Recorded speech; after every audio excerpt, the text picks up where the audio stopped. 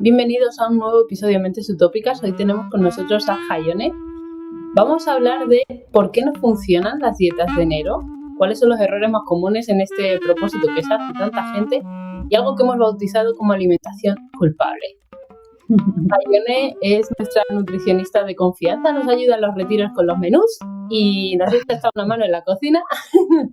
Ella, aparte, ha hecho alimentación consciente y nutrición celular activa.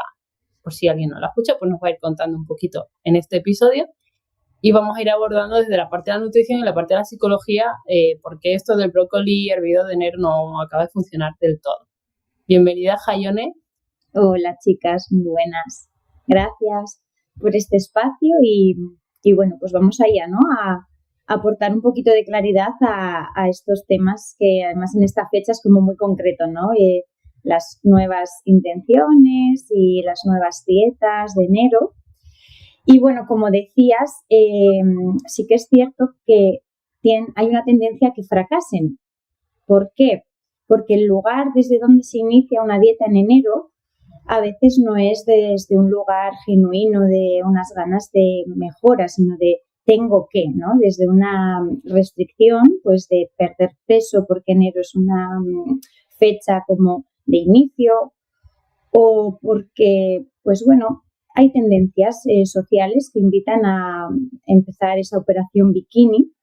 Y cuando no iniciamos un proceso de cambio de actitud en alimentación o en otras áreas, pero en este caso en alimentación, desde una aceptación de lo que ya hay, ¿no? Y desde ese amor a acoger lo que soy ahora físicamente y desde la manera de relacionarme con el alimento, es muy difícil sostenerlo en el tiempo.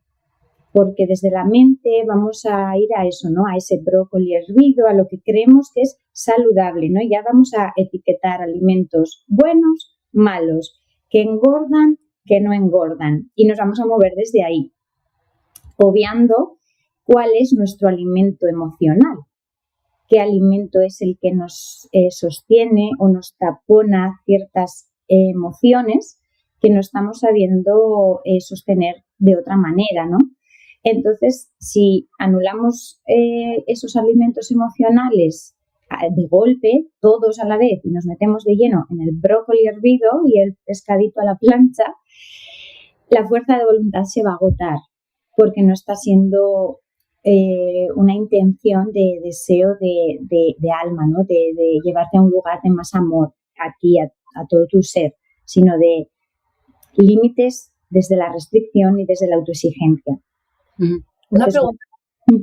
Este alimento emocional que dices, ¿cuáles son los más frecuentes? ¿Es este que cuando estás por la tarde en tu casa sin hacer nada, de repente dices, me apetece un poquito de esto? Exactamente. Cada persona tenemos nuestra afinidad de alimento emocional.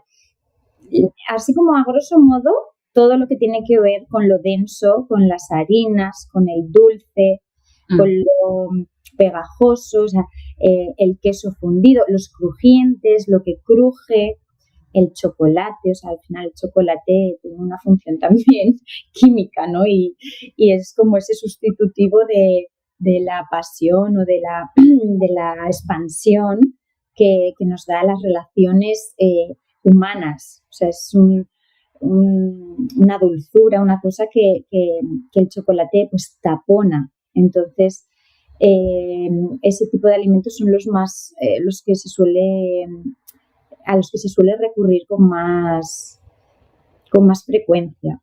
Pero luego también hay alimentos que están asociados, que igual no tienen tanto que ver con el sabor en el paladar, sino con el recuerdo de la infancia. Si en algún momento de la infancia, sobre todo hasta los 7 años, asociaste un alimento a un momento de calma, de felicidad, te premiaron con algo en concreto o tenías el recuerdo de ir a visitar a no sé quién y en ese sitio siempre había esa merienda, o en el recreo te sentías solo, sola, y eso que te preparaban, ese sándwich de jamón y queso, era tu aliado ahí, es muy probable que haya una relación con ese alimento emocional. Wow. Yo eso lo veo mucho en personas con el colacao de por la noche, por ejemplo. Sí, es de la infancia total, o sea, que igual hay personas que ni siquiera son dulceras, o sea, que no son de dulce, pero ahí hay como una relación de dependencia con el colacao calentito por la noche. Sí, sí. Y estaba yo pensando que entonces justo enero sería casi el peor momento del año para empezar un cambio de alimentación, porque encima vienes de la Navidad, de excesos, de comidas familiares, casas familiares, Dulces a saco. con toda la relación que supone encontrarte con mamá, con papá, con los primos, con toda la gente y toda la intensidad emocional que hay ahí, más la cantidad que se come ahí, que no es normal, y llegas a tu casa, a la soledad de tu casa y decides cambiar. Cortar con todo eso, ¿no? Lo que hablábamos antes, es eso que también nos da las relaciones humanas, que se asocia a la comida, pues de pronto haces ese corta-pega y te ves sin lo uno y sin lo otro, ¿no? De manera muy drástica. Y además, luego, a nivel también orgánico, has estado dándole unas dosis probablemente de sustancias, de más cantidad de glucosa, más digestiones al día de las que quizás suelas comer, porque igual en tu rutina normal puede que comas 1, 2, 3 veces al día, y en estos periodos en los que se alterna más, está más en familia, hay más cantidad, más digestiones, más picoteos entre horas, que si un aperitivo de no sé qué, igual un postre y luego un café al rato con otro tentempié. Entonces, de repente llega enero y le has tenido un mes a tu cuerpo a unas revoluciones altísimas, y ahora de pronto le exiges que no tenga más hambre, más hábito de comer más veces. Es, digamos, que la peor fecha. Yo lo noto, yo personalmente lo noto cuando vuelvo de estar 3 días con mi familia en Navidad y vuelvo a mi casa, tengo un periodo de adaptación otra vez a mis ritmos, no solo de alimentación, también de dormir, por ejemplo, ¿no? La hora de ir a dormir, de la hora de levantarse, o sea, es como que todo cambia en los ciclos interna de darte lo que necesitas, no tanto lo que se te presenta o lo que te apetece por el entorno. Es como volver un poco hacia nosotras. Claro, es que incluso cuando estás con tanta gente, la hora de comer no es tu hora de comer. O sea, yo cuando voy con mi familia tengo que esperar. O sea, normalmente lo que hago es desayunar, aunque yo normalmente en mi casa no, pero cuando estoy con ellos sí, porque yo cuando estoy sola a la 1 como, y cuando estoy con ellos sé que hasta las 3 nada. Entonces es ya como voy a tener que esperar, y como voy a tener que esperar... Un desayuno que no forma parte de tu rutina, de tu... La cena va a ser súper tarde, y como la cena va a ser súper tarde, yo sé que me voy a acostar más tarde, y o sea, es como que todo y es solamente para encajar con el grupo, ¿no? Porque imagínate que yo llegara y dijera a la familia, me encanta estar con vosotros, pero yo voy a comer a la 1 y voy a cenar a las 8. Podría hacerlo, pero comería y cenaría sola, igual con mi sobrina como mucho, ¿no? Sí, en horario infantil. Esas somos nosotras. La verdad es que es genial, ¿no? O sea, a mí me gusta definir ni dieta ni nada, no es como alimentación libre, o sea, consciente, pero libre, porque libre quiere decir que cuando llegan periodos como este, de compartir con familia, que son momentos hermosos también y que también nutren, si no hay esa rigidez, si hay esa capacidad de negociación contigo misma, puedes adaptarte y dices, bueno, me voy a sentar y sí, yo no desayunaría, pero voy a desayunar, pero no voy a desayunar por el simple hecho de que, bueno, ya que hay aquí un despliegue de tostadas y de historias y de croissants, yo voy a desayunar acorde a mi coherencia, ¿no? O sea, es como, estas oportunidades son maravillosas para poder probarte, porque en eso estamos en la vida continuamente, o sea, el estómago está en lleno y en vacío, en lleno y en vacío, y en la vida pues continuamente van a aparecer diferentes, pues vas y viajas y vas a un sitio en el que hay otras costumbres, otros alimentos, y vas a tener que regularte y adaptarte. Y desde esa libertad que tú has ido construyendo en ti, con esa negociación de me permito esto porque sé que hay periodos en los que, pues como un adolescente, la curiosidad de lo nuevo te va a invitar a descubrir, a intoxicarte un poco. Entonces, eso es lo que te hace recordar que lo que habías generado antes, esa estabilidad, te hace bien y te hace reafirmarte y volver. Entonces, salirse un poco de esa quietud desde la libertad, desde la coherencia, es muy bueno porque nos da todavía como más fortaleza y más arraigo a esas bases que una internamente va generando. Totalmente. O sea, yo eso lo he experimentado esta Navidad sobre todo, como, vale, sí, me como un roscón, un trozo de roscón con nata, pero luego después me doy cuenta lo que hace en mi cuerpo, lo que genera de sed en la boca, ¿no? Lo que te genera un montón de cosas que cuando estás comiendo azúcares y procesados todo el tiempo no te das cuenta que esto sucede, pero cuando tú en tu vida no lo tienes y de repente un día te lo tomas, lo notas cómo pasa, ¿no? Cómo sucede y me parece fuertísimo el efecto de cuando estás, eso, una Nochebuena y una Navidad tomando azúcar, después, cuando el día 26 te apetece azúcar, o sea, es como si hubiera un tirón interno de decir, sigue por ahí. Hay un bichito ahí siempre que aunque esté dormido ahí medio atontado, en cuanto le das, se despierta así como las flores a la primavera, o sea... Hoy te secuestra el cerebro, ¿eh? A nosotros nos ha pasado a veces que no solemos tomar mucho azúcar y cuando lo tomamos y volvemos y no tenemos azúcar es como, no me acabo yo de despertar del todo, me falta como algo, es como una sensación de no acabar de arrancar, que dices, quiero un donut o yo qué sé, cualquier cosa así que no solemos comer. Además como muy contradictorio porque el efecto del azúcar es precisamente ese, aparentemente te da como esa energía o esa cosilla, pero luego te deja drenada porque juega a ese juego para pedirte más y que entres en ese bucle. Entonces, sí que es cierto que lo que dice Elba, ¿no? Esa sensación de boca seca, la función es aplacar. Entonces, si cuando un bebé toma la leche por la noche calentita, se queda ahí como plácido, entonces hay veces que utilizamos también los alimentos inconscientemente, intuitivamente, para buscar estados, ¿no? Necesitamos más energía, como más frío en el cuerpo, más actividad. No nos pide un cocido, un guiso, algo denso. Pero eso es estar ahí, no escucha, estar conectado. Entonces, cuando notas de repente que un donut o todas estas cosas te aplacan, te dejan cao, ahí ya te lo está diciendo el cuerpo. Entonces, una vez que lo sabes, no puedes no hacer nada.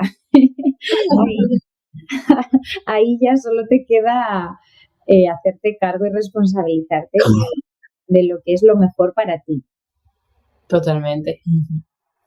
Habíamos hablado también que me parece súper interesante como esa culpa con la que hay gente que, no, me pongo a dieta, pero con la cosa de, lo hago por una culpabilidad, por querer perder peso, porque me han dicho que, porque todas mis amigas lo están haciendo, y es culpa como en doble sentido, ¿no? El día que me permite un poco más darme un poquito más de cuerda, me siento culpable por comer tal cosa. El día que estoy comiendo como súper sano, me siento mal porque no lo estoy disfrutando nada.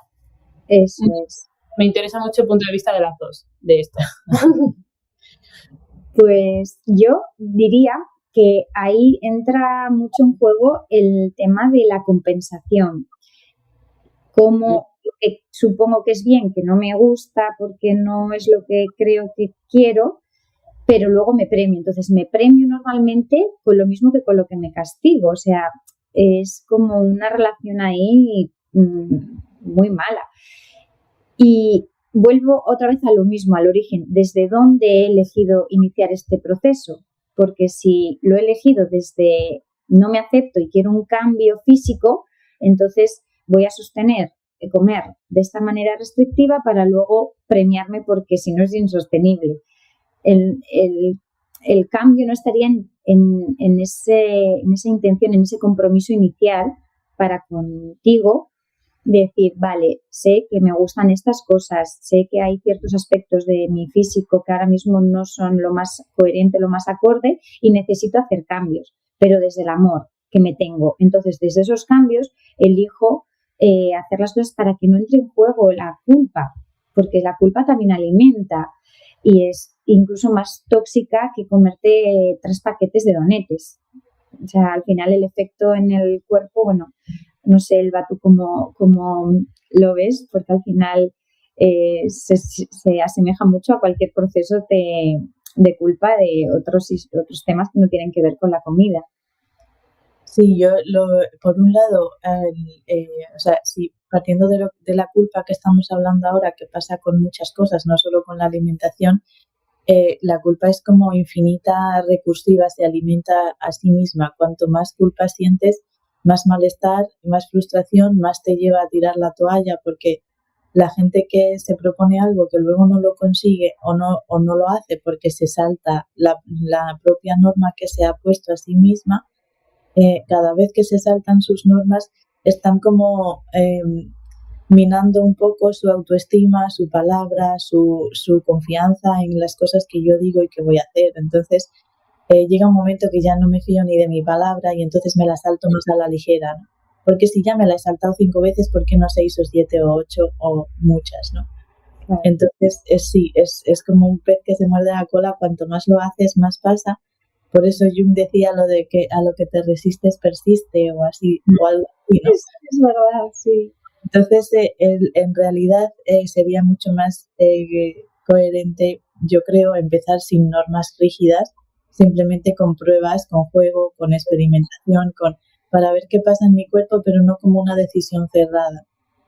Y luego me sorprende mucho, o sea, cuando lo pienso a nivel más macrosocial, me parece lógico que haya mucha gente premiándose y castigándose con los dulces o con cosas que no son saludables, porque desde pequeña hemos estado oyendo lo de no te portas bien, no te lo comes todo, no hay postre, y no sé qué, te quedaste sin postre. O incluso yo a veces que lo he pensado, ¿no? Cuando nosotras de pequeñas íbamos a un cumple, era una fiesta porque ahí iba a haber chuches, pero ya no había chuches hasta el siguiente cumple, ¿no? Era una cosa que estaba muy asociada a todo eso, celebración, ¿no? Y ahora no, ahora hay chuches por todas partes y a todas horas y en todas las casas. Entonces no está tan asociado al rito de paso de cumpleaños de un amigo, lo cual tampoco sé hasta qué punto es sano que las celebraciones de las personas a las que hablamos estén tan asociadas a cosas tan tóxicas. O sea, bueno, de pequeños son chuche y de mayores alcohol, claro, por eso es como todo el rato la celebración. Porque socialmente es esto, ¿no? Entonces, si tú haces un cumple,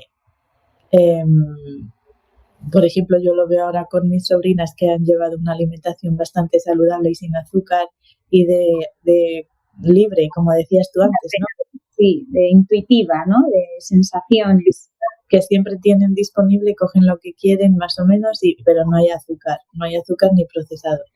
Entonces, cuando ellas celebran su cumple, la que ella mayor, que ya va a cumplir 4, y en su cumple hay fruta y hay cosas que son así, o sea, también te enfrentas a un juicio social, que otros niños no quieran merendar, o que tienes que, mi hermana ya empieza a poner otras cosas en su gente, ¿no? Te tienes que ir adaptando a estilos de alimentación de mucha gente para que toda esa gente esté a gusto también en el cumpleaños. O sea que en realidad hacer un cambio de alimentación consciente te va a implicar además una complicación social, ¿no?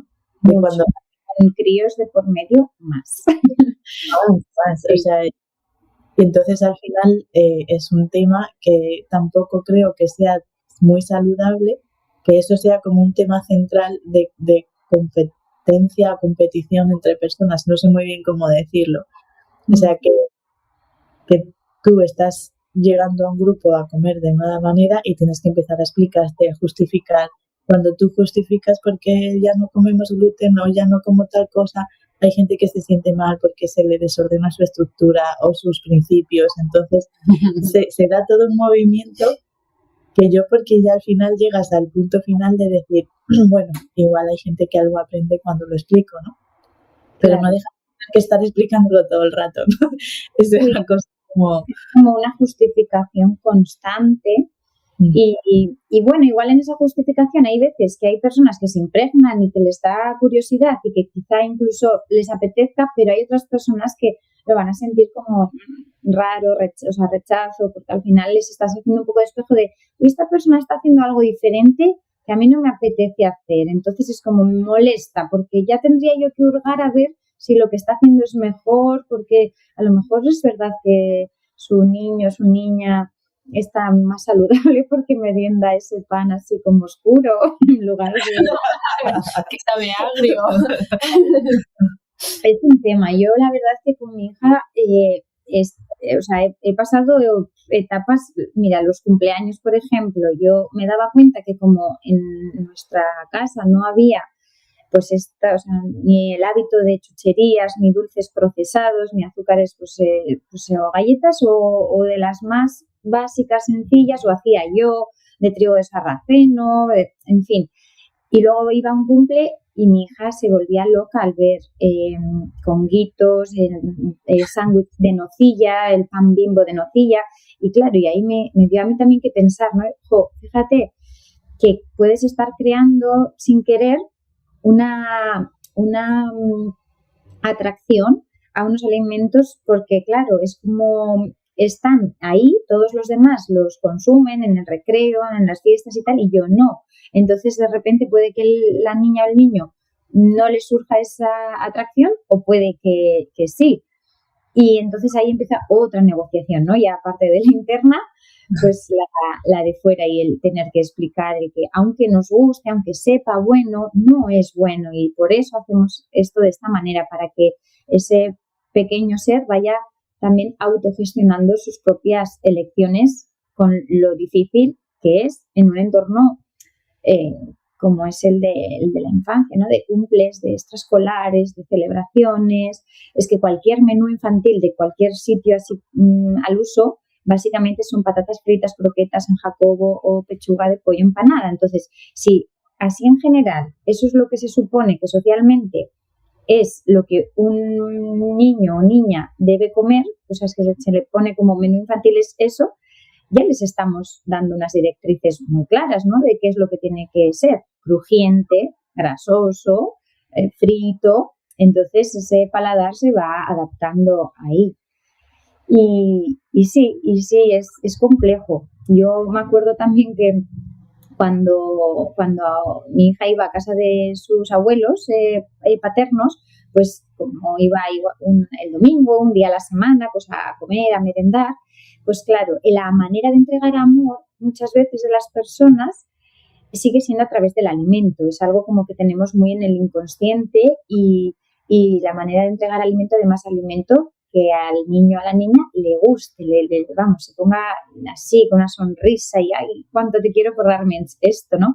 Entonces yo ahí, por ejemplo, pues recursos, bien o mal, no sé, pero yo le dije que a su abuela que la niña tenía una intolerancia al gluten.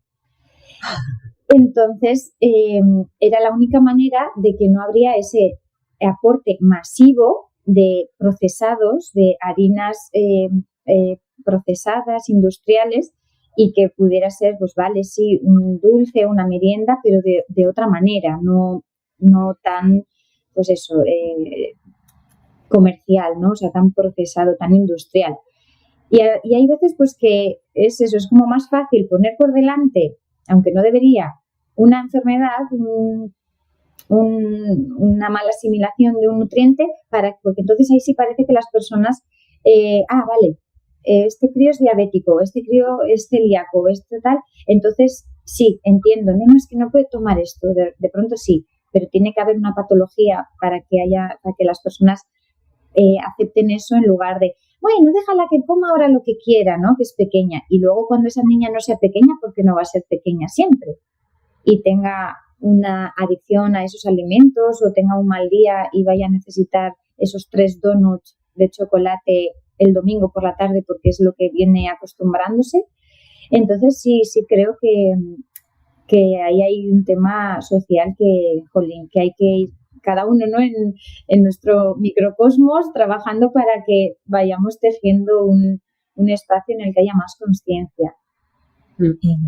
hay un tema ya como de adultos, porque claro, si te has criado comiendo de todo, como supongo que ha sido nuestro, de repente tú te das cuenta de que algo no te sienta bien, en mi caso es el gluten, y es como, pero si siempre lo has comido y nunca pasa nada, y ya, pero ahora me estoy dando cuenta que cada vez que lo como me sienta mal.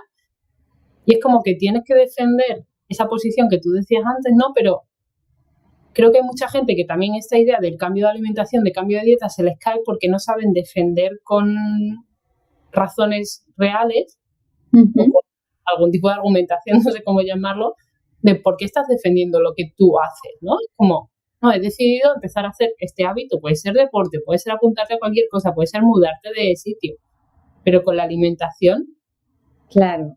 como creo que es un factor muy determinante, ¿no? A la hora de conseguirlo o no, el que tú sepas por qué lo estás haciendo y que sea un factor tuyo interno real, no porque te han dicho que. Sí, porque es la única manera de defenderlo de verdad, ¿no?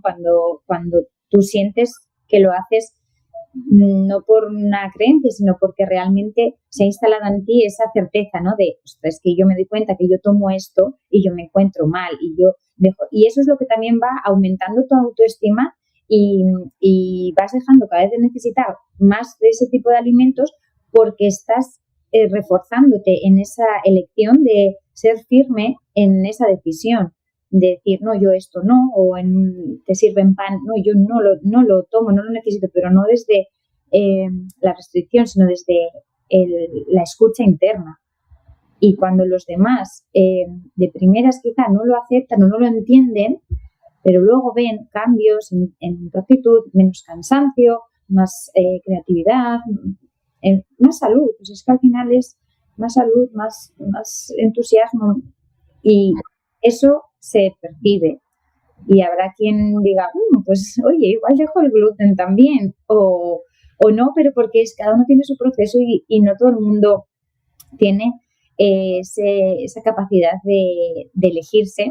Es decir, aunque cueste, aunque el tránsito a dejar ciertos alimentos o a ser perseverante con mi elección, con lo que eso conlleva socialmente, pues lo voy a hacer. Y hay personas pues que no tienen todavía en ese momento esa capacidad, que quizá luego sí, pero no se puede convencer. O sea, el único camino es el de elegir eso y ser consecuente y saber que va a costar, que vas a tener que a veces explicar cosas que a veces te las comprenderán y otras no, pero mantenerte ahí. Yo creo que para eso es lo principal es cuando la gente prueba, investigas y experimentas y ves que sienta bien. O sea, ese que sienta bien es el que yo creo que al que te empieza a dar si me sienta bien, ¿por qué no lo voy a seguir haciendo? Y me estaba pensando cuando decías lo de defender tu posición, que fíjate, cuando eres adulto cuesta, pues imagínate, por ejemplo, yo que nunca he querido tomar leche en mi vida, jamás, o sea, me he pasado toda la infancia peleándome por eso, igual por eso ahora me cuesta menos. Toda la infancia no quiero la leche en el comedor del colegio, que nos daban leche también, que la leche por todas partes y yo no quería leche y venga, y castigada sin salir al recreo porque no te bebes la leche, era como fue una lucha constante la leche, ¿no? Es que es súper común que desde pequeñitos nos van castrando nuestra conexión con la intuición y con el hambre real, con nuestros indicadores de saciedad, con nuestros gustos, porque tú sentías que la leche a ti no te gustaba, no te entraba, no la necesitabas, por lo que sea, no la necesitabas. Entonces, ahí se desnaturaliza, o sea, cuando hay una presión de hay que tomarla desde el amor que te tenían y desde la creencia de que la leche era lo mejor y tal, porque normalmente siempre todo es desde una intención de nutrir, de entregar. Pero sí que es cierto que cada ser humano venimos ya con una capacidad innata de intuición que sabemos lo que necesitamos y cuánto necesitamos, porque una cosa muy importante también que ocurre en la infancia es que nos enseñan a comer más de lo que necesitamos y más rápido, además, por horarios. Venga, que hay que ir a la cama, venga, que entonces ahí se van creando ya unos protocolos en cuanto a relacionarte con la comida que luego en la edad adulta cuesta mucho desprogramar. Hay personas que son incapaces de comer despacio, aunque no tengan muchísima hambre. La manera de comer tiene que ser rápida porque está muy arraigada, es la aprendida, y todos ese tipo de ejercicios forman parte de ese proceso de elegir relacionarse de otra manera, comer menos, llenarte hasta un 80% de tu saciedad, percibir la sensación de tu cuerpo sin estar embotado, espaciar las ingestas, dar espacio a notar cuando tu estómago la sensación, las personas casi no sabemos lo que es tener hambre verdaderamente. O sea, así a grosso modo, no, desayuno a tal hora porque luego ya cojo el metro para ir al trabajo y como la parada es a las 11, tengo que comer algo ahí porque luego la comida es a las 3. Entonces, comes por agenda, por estructura, no por intuición. Y entonces eso es otro problema más a la hora de decir, en enero voy a empezar a hacer todo de esta manera. No, está abocando al fracaso. Totalmente, porque yo cuando veo a mis sobrinas que sí han sido enseñadas en libertad con la comida, de libre acceso, porque además incluso en la escuela, están en una escuela que la comida está en unas mesas, la cogen cuando quieren, no hay hora de comer y cada uno tiene su tupper y sus cosas, ¿no?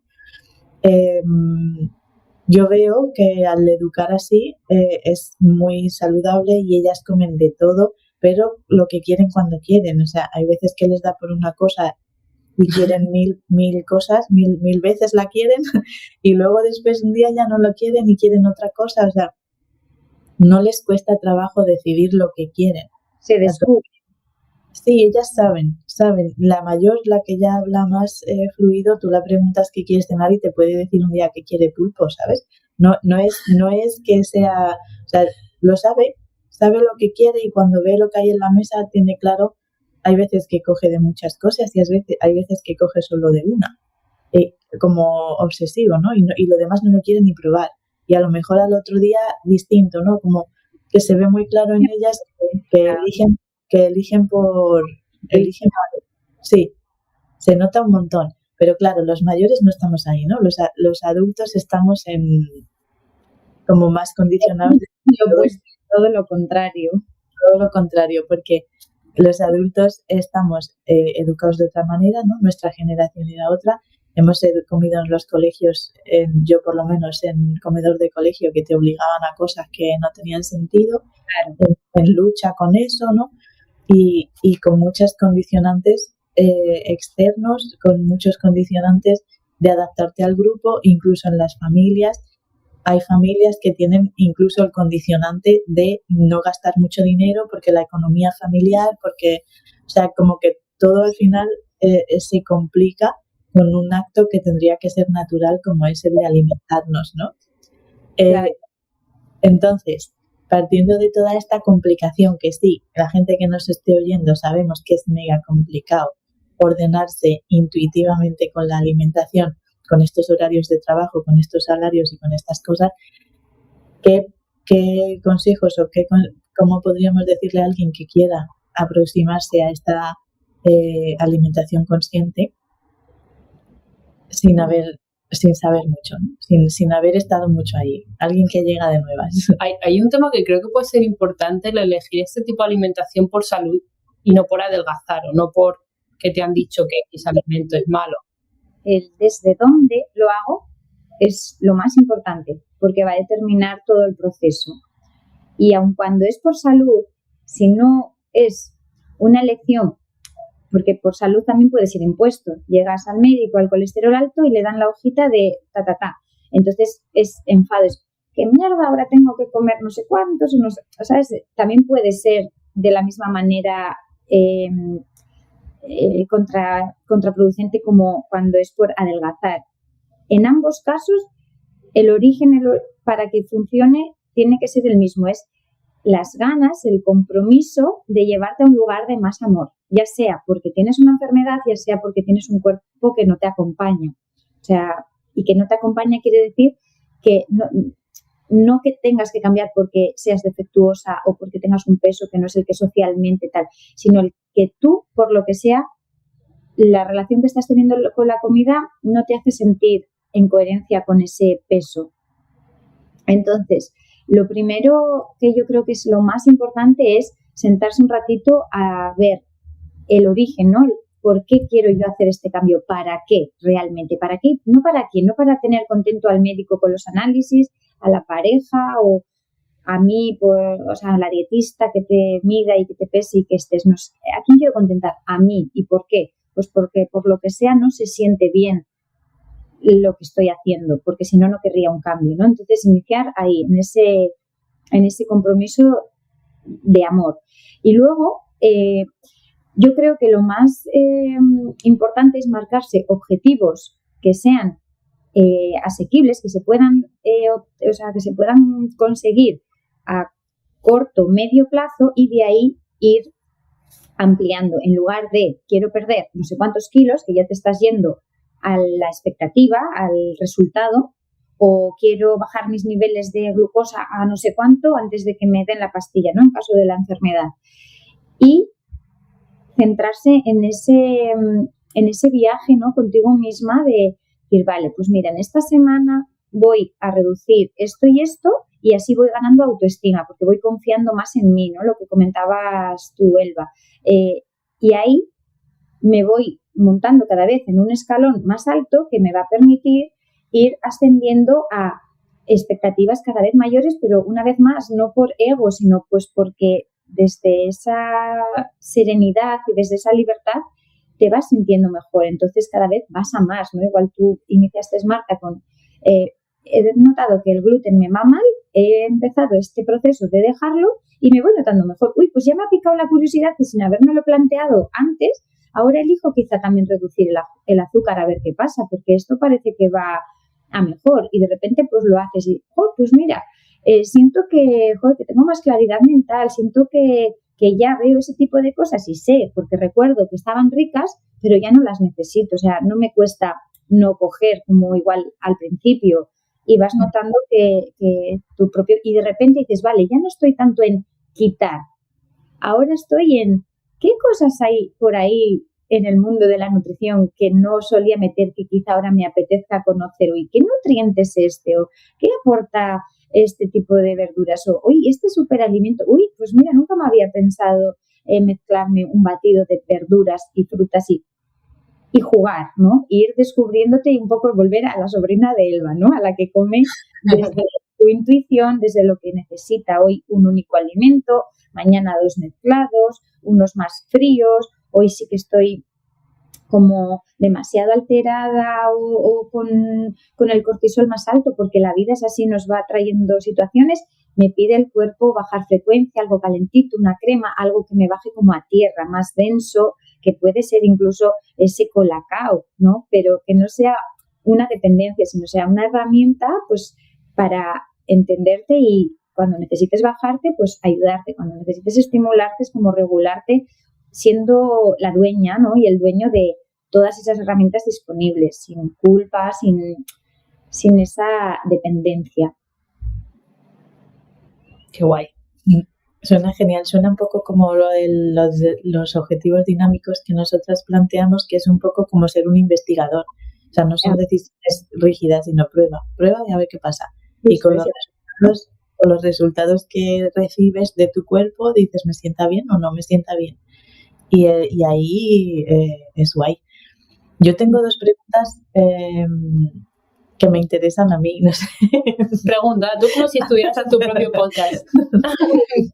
Una es, ¿qué piensas cuando vas haciendo modificaciones? Porque nosotras hemos hecho modificaciones, pero por ejemplo, sí que hemos buscado como sustitutos del dulce para una merienda así premenstrual, haciendo bizcochos con harinas de almendra y dátiles que no tengan azúcares, o sea, porque realmente yo cuando estoy premenstrual siento ese impulso de que claro, en el té, ¿no? ¿Será, o sea, es como un paliativo o de... Depende desde dónde se haga, una vez más. ¿Por qué?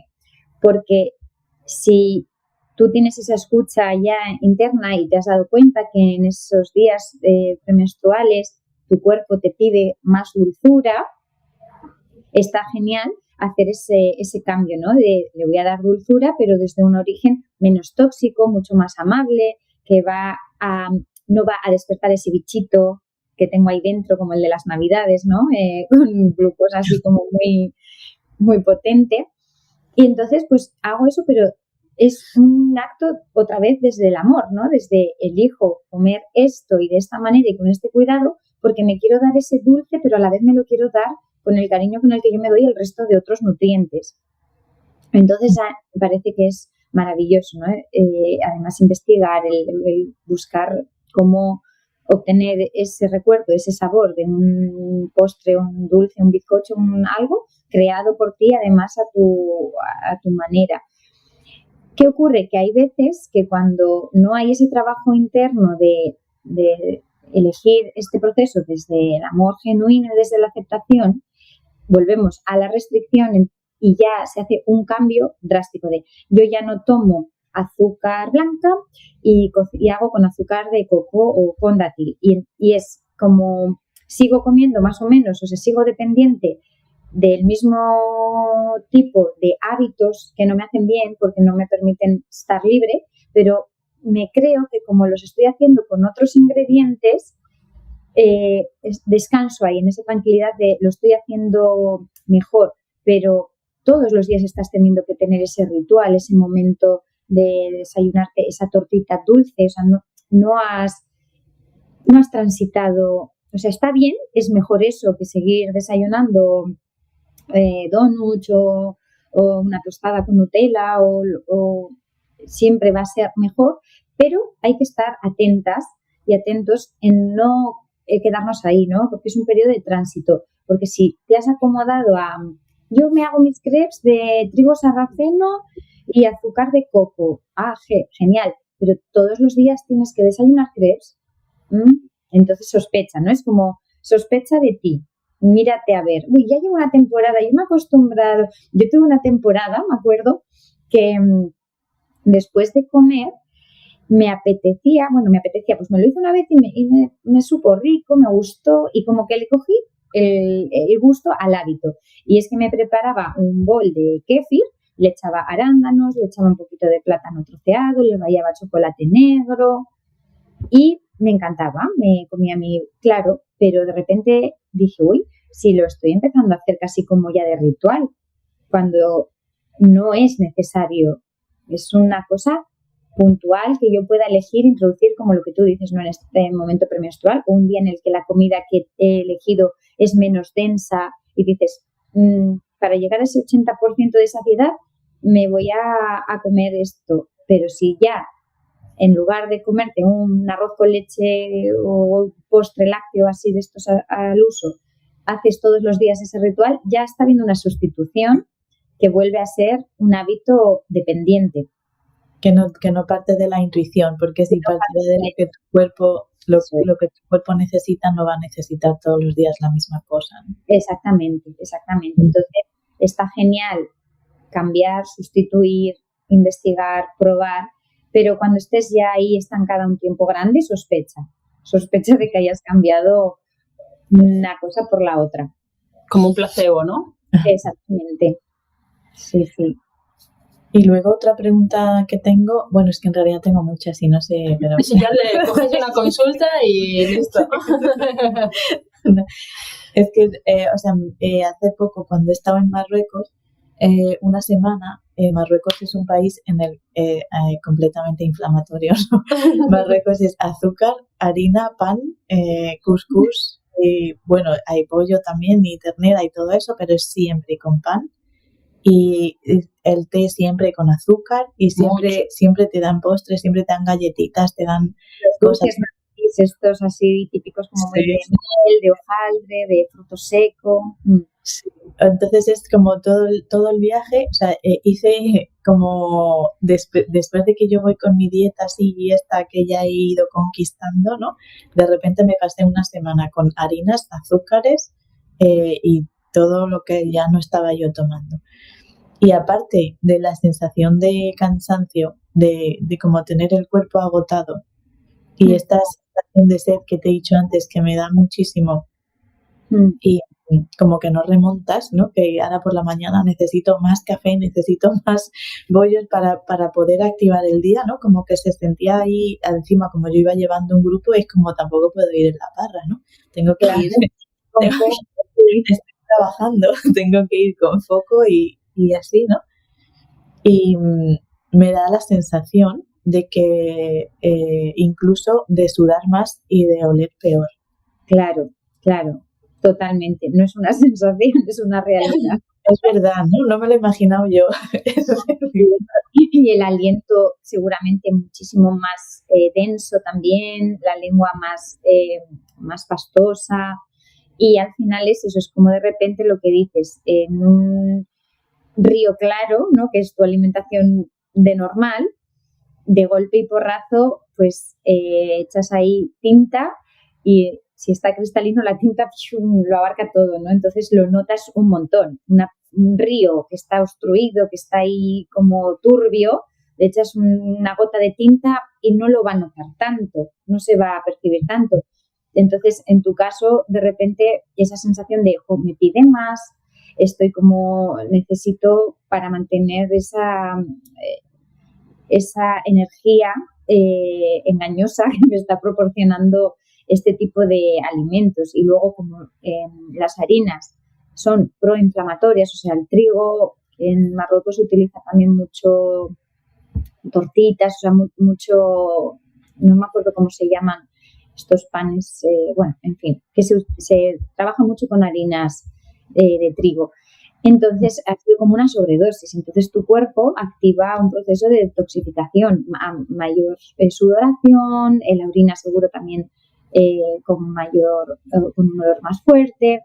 Y está bien porque eso quiere decir que tu cuerpo funciona bien, que se da cuenta, que reacciona y porque tú luego vas a volver a tu río claro. Pero sí, evidentemente en esos periodos, yo creo que, por ejemplo, en una situación así en la que pues, no hay otra opción de comer, ahí lo que puedes hacer es aminorar la cantidad. O sea, como el producto en sí no lo puedes cambiar, te tienes que adaptar, la cantidad, o sea, no llegar a tu umbral de saciedad habitual, sino pues en este desayuno que se me ponen estas propuestas, pues aunque comería un poquito más, voy a intentar mantener más bajo control la cantidad.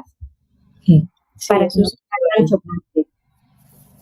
eso sí lo he hecho y un poquito por supervivencia también, porque sí que me daba cuenta eso de que es energía, pero es una energía como que es de combustión rápida, ¿no? Que te da energía y de repente luego por la tarde un cansancio y me he dado cuenta también de cómo echaba de menos mis cosas, ¿no? Mi pan de trigo sarraceno, el aguacate, como cosas que están ya de muy dentro de mi dieta y que las he echado de menos literal. Pero por eso es maravilloso salirse de vez en cuando, porque no es me salgo porque escapo y me premio, ¿no? Como muchas veces las personas que no están en un proceso de cambio desde el amor y tal, sino que es como, uy, qué bien, vacaciones, me pongo hasta las cejas y luego tengo que retomar, ¿no? Y cuando un proceso se hace como lo que hablamos desde un inicio, de un compromiso de amor genuino, ¿no? Y de un querer, una escucha interna y una mejora, tienes una etapa en la que estás disfrutando de un viaje, de un espacio, de otros alimentos, te das cuenta de lo que hacen en ti y echas de menos lo que tenías antes, en lugar de estar apenada porque vas a volver a tu cárcel, a tu castigo, ¿no? Que es cuando las cosas no se hacen desde ese lugar de autorregulación. Y ya lo último, y supongo que si alguien ha llegado hasta este minuto es gente que le interesa mucho este tema, me gustaría decir para todas las personas que lleváis mucho tiempo sin tomar lácteos, si el médico os dice cuidado con tu calcio y tus huesos, mentira. O sea, hemos estado en un médico hace bien poquito y mi calcio está perfecto. O sea, es de las cosas más perfectas que tengo. Y no tomo lácteos desde pequeña, desde muy, muy pequeña. No es tan real esto. O sea, hay que vigilarlo, supongo que habrá que vigilarlo y habrá que verlo, que habrá otras personas a las que igual sí, pero que también puede ser que no. que esto es muy curioso. Bueno, fomentamos aquí siempre mucho cuestionar las cosas. Eso o sea, te han dicho eso, vale, prueba. Es súper interesante esto que comentas, Elba. ¿Por qué? Porque ese ejemplo que has puesto con la leche ocurre con un montón más de nutrientes.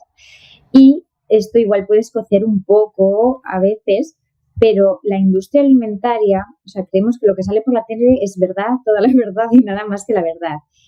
Y no, y hay veces que los médicos son maravillosos y tienen buen criterio y tal, pero cuestiona porque todas las personas, o sea, todo está en continuo cambio, hay que estar continuamente actualizándose, y hay veces que puedes dar con un médico que quizá lleve un tiempo sin actualizarse en algunos parámetros porque la medicina es muy amplia y te puede estar recomendando esos niveles de calcio que vengan de la leche como hace 20 o 30 años, que es lo que en ese momento pues se pensaba, y te lo va a decir desde su honestidad de alma, no por nada, pero el calcio, de hecho hay un estudio científico que demostró que las moléculas de calcio de la leche de vaca que no son nada compatibles con las de nuestro organismo y que de hecho lo que podían generar eran unas osteoporosis precisamente por eso, por esa incompatibilidad.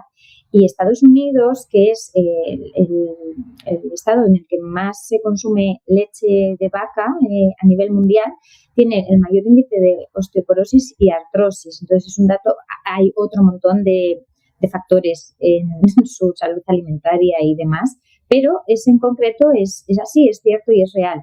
Y luego el calcio yo he sido vegana durante 7 años y no he tenido problemas de calcio. Tomaba almendras, tomaba semillas de sésamo. Entonces el organismo tiene una capacidad increíble para equilibrarse y compensar lo que necesita, mientras sea como equilibrado, o sea, haya aporte de nutrientes por otras partes, no es si no hay esto. Y luego cada cuerpo es un mundo también. Entonces, una leche como la que se tomaba antes, que no estaba puperizada a altas temperaturas, desnaturalizada de otras sustancias, pues era otra cosa. La leche así del brick de hoy en día, pues es un producto, pero no es un nutriente tan importante como el de antes. Es más, pues eso, que tienes ese antojo de tomarte tu café con leche o tu colacao porque a ti te gusta, vale, pero no porque lo que te aporta eso sea necesario para tus índices de calcio. Desde mi punto de vista, yo tampoco he tenido en 7 años falta de calcio. Mira, a mí en el médico me propusieron que si no iba a tomar lácteos, que tomara tofu, me parece que me dijo. Puede ser, sí. Que como no me gusta tampoco mucho, yo dije, mira, yo que me siento bien, ¿sabes? Pero ahora tengo la confirmación médica de que mi calcio está bien.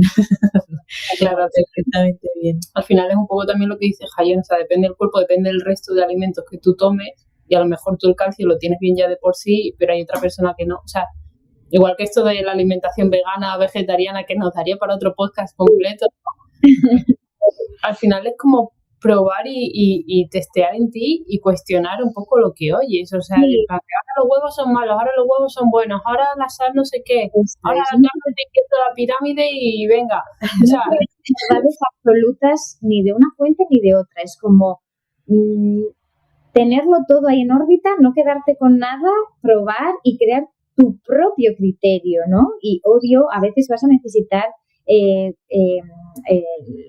el consejo o la supervisión de un profesional en algún aspecto, pues como por ejemplo que este médico que ha hecho un análisis más exhaustivo pues para poder determinar unos valores, y está genial. Entonces, con esa información que te puede dar esa fuente, luego tú vuelves a tu criterio, a lo que tú has ido testeando y acoges, sino porque hay muchísimas formas de llegar a una alimentación. Entonces puedes probar un tiempo macrobiótica, yo he probado muchas cosas diferentes y no hay una que sea la mejor, o sea, no podría decir o es esta mejor que esta. La mejor es la mía, la de Jaione, la que yo voy creando a partir de lo que todas estas otras opciones me van proporcionando. Y al final es eso, es un trabajo arduo de responsabilidad y de autogestión y no hay más, o sea, es una decisión de elegir estar ahí. Y de combinar un poco dos cosas que yo veo importantes, ¿no? Cuando te oigo hablar, que una es aumentar conocimiento de cómo funciona el cuerpo humano y de cómo funciona la biología, pero combinarlo muy fuerte con un conocimiento de tu cuerpo propio y de tu idiosincrasia, ¿no? De cómo funcionas tú y de cómo te sientan las cosas, o sea, que sería teoría y práctica, mucha experimentación, ¿no? Mucha práctica de ver, totalmente, observación para adentro, de ver cómo te afectan las cosas.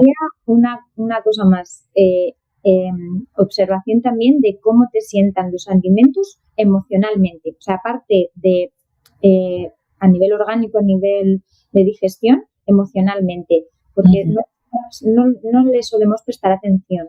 Y tú puedes tomar a lo mejor una ensalada, pues porque es buena, sana, incluso porque te apetece, y luego te deja el cuerpo frío, te deja destemplada, te puede tener demasiado aire en la cabeza y es maravillosa, pero igual para tu tipología, pues la mejor manera de meter verdura o esos mismos nutrientes igual es más templadita, o ahí entraríamos pues en un poco en biotipos o en elementos, o sea, y eso también es importante, observar un poco como lo que tú has dicho, ¿no? Pues yo he tomado este tiempo gluten y todas estas cosas en Marruecos y me he notado de esta manera.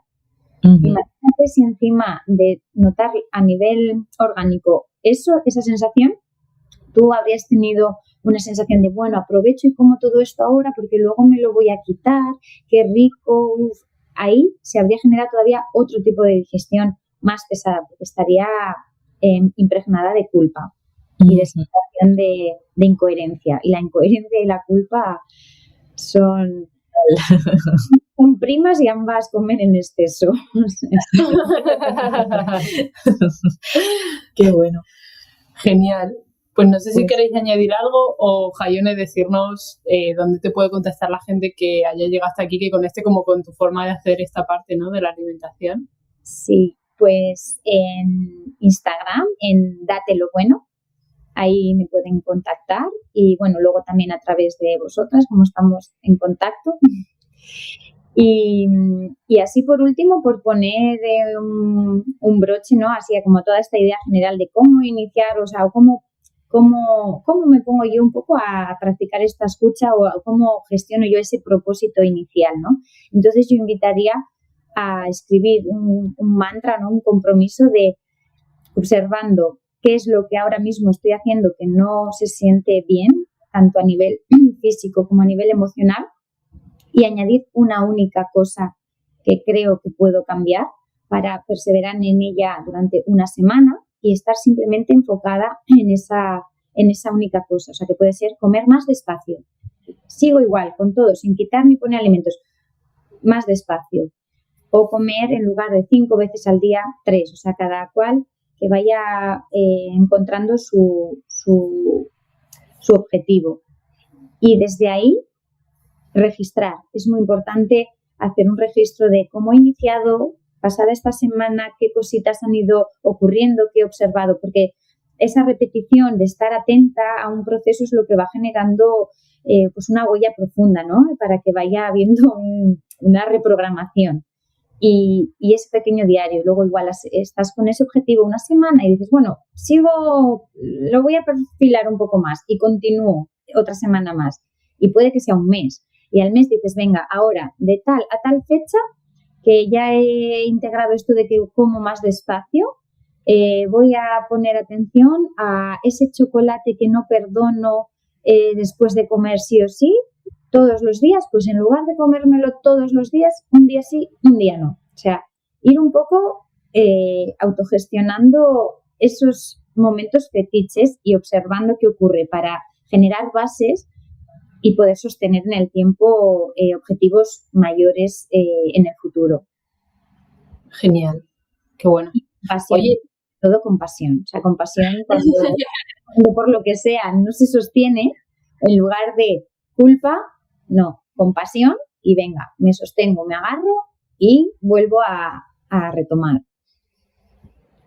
Genial.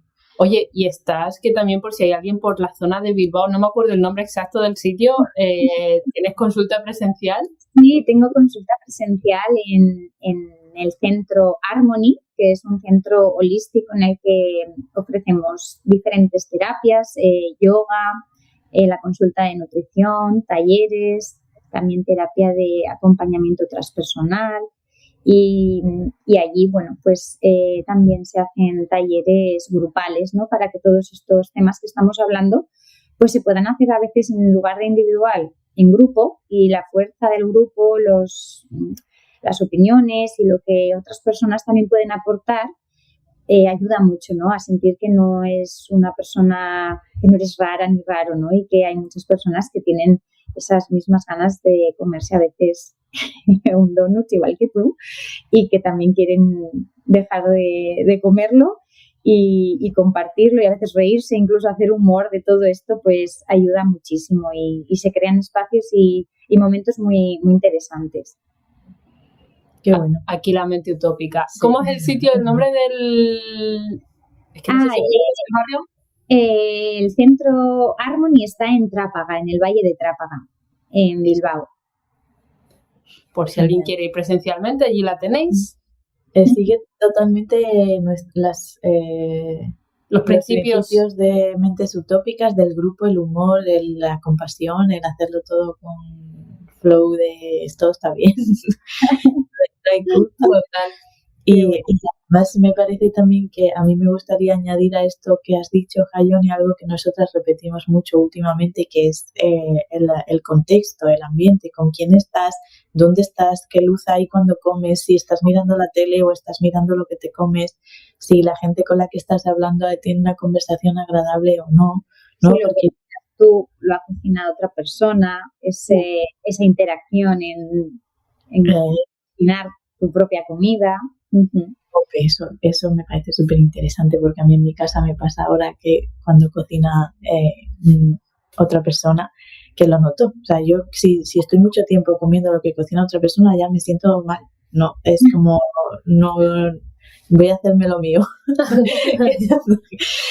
Bueno, daría para muchísimo, ¿no? Pero la gente que quiera proponerse conectar con su cuerpo para escucharse en la alimentación, que tengan en cuenta esto, ¿no? Porque si en tu trabajo comes en una oficina donde hay un montón de gente hablando de política mientras que te estás comiendo tu comida, tiene que ser muy incómodo. No creo que puedas escucharte si hay gente viendo aquí al lado, ¿no? O si estás mirando la tele o cosas así. Entonces, y además es que volvemos un poco a lo de antes, que no solo nos alimentamos de intrínsecamente lo que se consume en boca, sino de todo lo demás. Y si la emoción es tengo prisa, mi compañera me está hablando de unas historias que en realidad no me interesan, pero estoy diciendo que sí porque y entonces estás comiéndote eso, ¿no? Estás comiéndote lo que tienes en el tupper, más la prisa, más la ansiedad, más la incoherencia de estar escuchando algo que en ese momento no va contigo. Más los problemas de otros y te lo estás comiendo todo. Y luego hay mucha gente que dice, es que si como mucho menos que tú, a mí esto me lo han dicho mucho, si yo estoy comiendo menos que tú, ¿por qué yo engordo y tú no? ¿No? Entonces es una cosa de, o porque también me han dicho alguna vez, ¿y tú por qué estás metida en cosas de dietas si estás delgada? ¿No? Y yo, pues es que es tan amplio esto, ¿no? Es por bienestar, es por salud, es por sentirme con energía, con fuerza, con alegría. Pues todavía se asocia mucho al peso. O sea, hoy en día todavía es gordo, delgado, dieta, no dieta. O sea, así como que muy generalmente es ese concepto. Y poco a poco ya va teniendo más luz. Pero sí, lo que dices, ¿no? Es como, pero si tú estás delgada, tú lo que tienes que hacer es comer más. Es como muy... ¿Tú qué puedes? Cómete tú este donut, ¿tú qué puedes? Y yo, ¿cómo que yo qué puedo? Yo no lo quiero. Yo estoy enfermo. Yo no. Y nos hemos dejado un tema que yo no sé si proponer otro episodio. A ver, cuéntanos. Nos hemos dejado un tema que a mí me interesa mucho, pero que igual nos lo preparamos para otro episodio más adelante, que es lo de la relación de la alimentación con problemas de salud mental o que se consideran de salud mental. O sea, a mí eso me parece un temazo porque ya se está viendo, ¿no?, que hay mucha relación de según qué alimentos con el TDAH, con algunas partecitas del autismo, o que podrían suavizar síntomas. No nos vamos a mojar a que la alimentación vaya a curar esto, porque no estamos diciendo esto, pero sí que hay una relación muy estrecha. Y sí, da para otro episodio y creo que sería interesante abordarlo, pero así como 4 pinceladas, los colorantes químicos que se utilizan mucho para, sobre todo, comida enfocada a la infancia, en una letra muy chiquitita, pero en la parte de atrás pone precisamente, ¿no?, que niños con déficit de atención, hiperactividad, no consumir. O sea, si lo pone, ya estamos hablando de algo grave. Y ahí lo dejo. Y ya que la gente nos comente si este tema le interesa, que nos lo dejen en los comentarios de este podcast. Solo para niños, o sea, hay muchas personas que igual no tienen un diagnóstico de déficit de atención o TDAH, pero tienen dificultades y tal, igual además no le han achacado para nada importancia a esto, igual que hay muchas sustancias comestibles que se podrían sacar de la dieta, hay otros fitoquímicos, en crudo sobre todo, que podrían mejorar mucho. Entonces, sí, es algo digno de mención.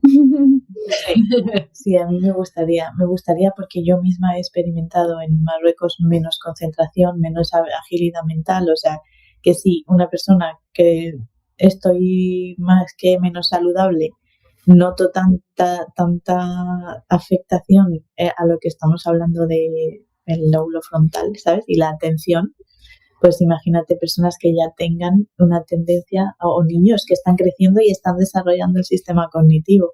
Exactamente. Que lo están desarrollando ya como atrofiado, ¿no? Claro, el tema es que igual tampoco tienen tanta percepción de sí mismos como tienes tú, que esto lo tienes súper integrado. Habrá gente que diga, bueno, es que allí pues seguramente es porque dormí menos o porque la cama no tal, o sea, las achacas a cualquier cosa que no sea la alimentación muchas veces. Porque también no lo notan, porque no es un río claro como Elba. Pero que está ahí, tío. Está. Me parece muy guay, si os parece, que otras posibles preguntas que pueda tener la gente de esto que hemos hablado, de cosas que os parezcan complementarias, le damos un tiempito y hacemos un nuevo episodio con estos temas. Sí, eso es, que lancen, que igual hay cosas que se nos han escapado que puedan ser de mucha utilidad y oye, si podemos aportar pues esa luz, genial, porque al final cuantas más personas se interesen por esto y vayan mejorando, pues también socialmente vamos cambiando la tónica general. Entonces, es increíble que eso pueda darse, ¿no?, de un episodio y que pueda crecer y expandirse más. Genial. Qué guay. Pues muchísimas gracias, Jaione. A vosotras, chicas, a vosotras. Un placer hablar contigo como siempre. Igual. Espero que nos veamos prontito también en otro retiro y sigamos ahí con esa sinergia de cocinar rico y pasarlo bien. Y pasarlo bien. Pues hasta el próximo episodio. Muy bien. Venga, un besito. Bye.